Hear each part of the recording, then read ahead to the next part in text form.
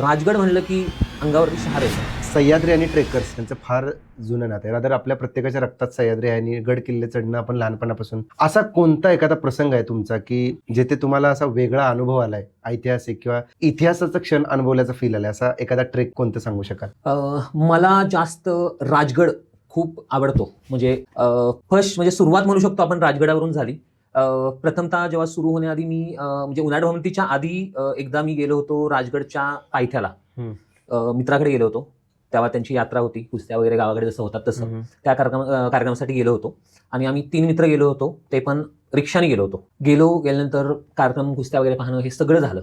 दुसऱ्या दिवशी आम्हाला निघायचं होतं, बट कुठेतरी भटकूया किंवा फिरूया असा आमचा विचार झाला. मग आम्ही राजगडच्या गुंजवणे गावात गेलो.